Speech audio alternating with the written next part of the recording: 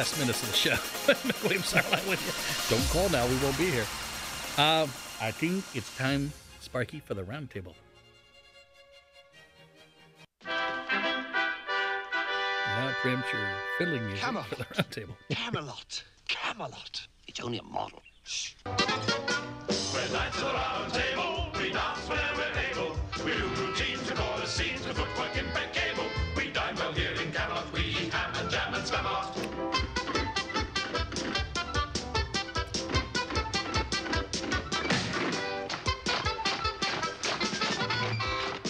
On second thoughts, let's not go to Camelot.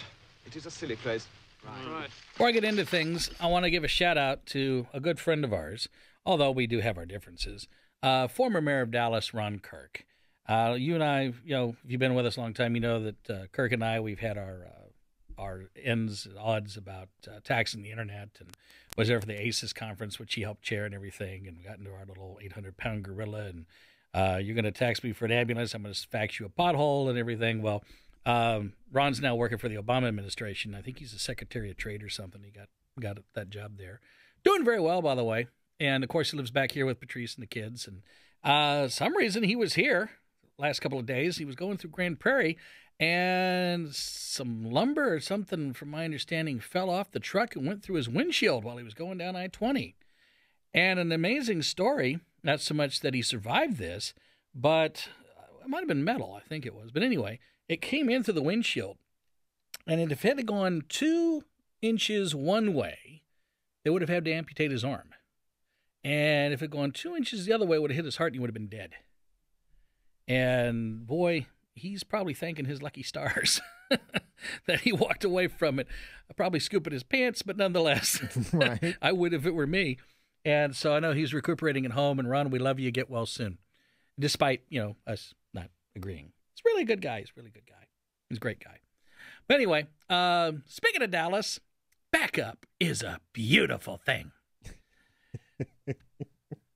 About 10 years ago, a group of engineers sitting outside of New York City with their television and their radio stations, perched high atop big buildings called the World Trade Center.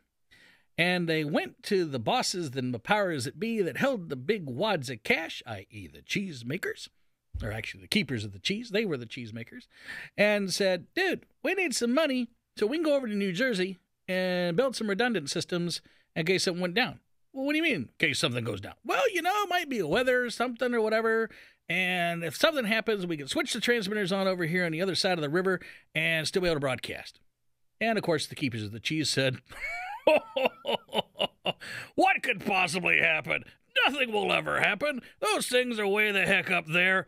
We don't have to worry about nothing. Now go back your little holes and grab your soldering iron and start licking them. Well, 11 September 2001, something did happen.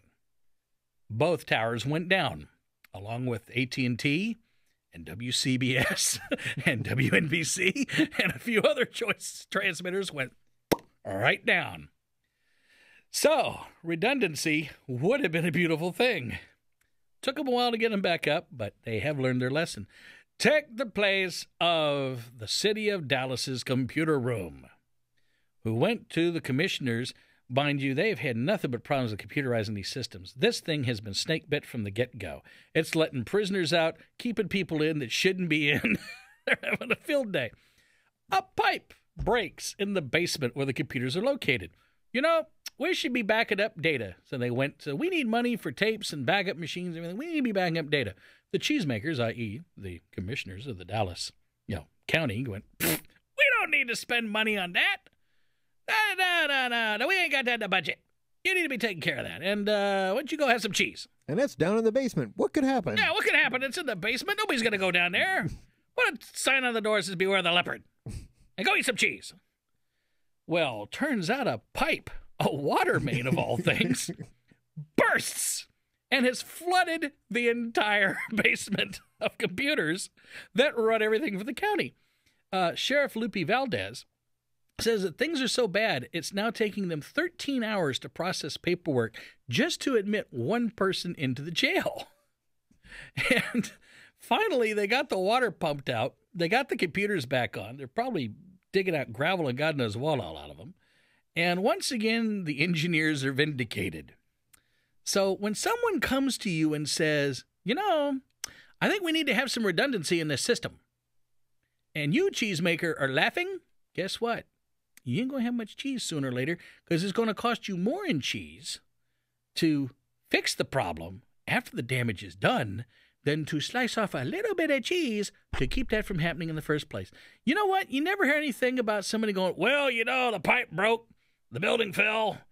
Well, by gosh, we got everything backed up in a secure location, so everything's cool. No. All you hear from people that have the cheese going, ah! We got no redundancy. I blame the engineers. Ah! Foolish humans. And this isn't just Dallas, and this isn't just New York. This happens every day somewhere. There's an engineer going, oh, listen, we need to do this to take care of things. And there's some cat holding the cheese going, no, my cheese, go away. But just takes 5 Ritz crackers. No. And it happens in Fortune 500 companies. It happens in one time. Let me explain to you, Lucy, the one word of the decade that probably the cheesemakers wish they had done something. Now, mind you, I think there was some redundancy, but there's also good software. The word is danger. Danger is now owned by Microsoft. Now, you're probably not familiar with that word, but you're probably familiar with this word, sidekick. Right? Little sidekicks, T-Mobile sidekicks. Mm-hmm. They're by a company called Danger. And then they got bought up by Microsoft because they had the software that did everything on the servers. It saved all of your contacts. It allowed you to go to the gateway, get the internet and everything. And for some reason, everybody got wiped out. It took them almost a month to get everything back together. Catastrophic failure. Makes that flood down there in the Dallas County look like cheese. Hors d'oeuvres. Would you like a Ritz cracker with some cheese? Oh, that's a lot better than having to pull that whole hog over there. And then Microsoft, I don't know if it's because Microsoft got a hold of it or what the deal was, but you know what they say, everything Microsoft touches turns to crap. And there goes Danger. And kids and deaf people, which relied on a lot of them, and all their contacts, all their pictures, gone. Can't get them back. Where was the redundancy? Now, I heard something that supposedly they got them back to a point. But after that, the reputation was blown. The minute you say sidekick, wah! I'll take a my touch, thank you. So, remind yourself, and you engineers, you keep pegging away about that redundancy. If you got to shout from the rooftops, if you got to go before city councils, if you got to go before the people and put it on a ballot, say, we need the money for redundancy, and we're going to get signatures.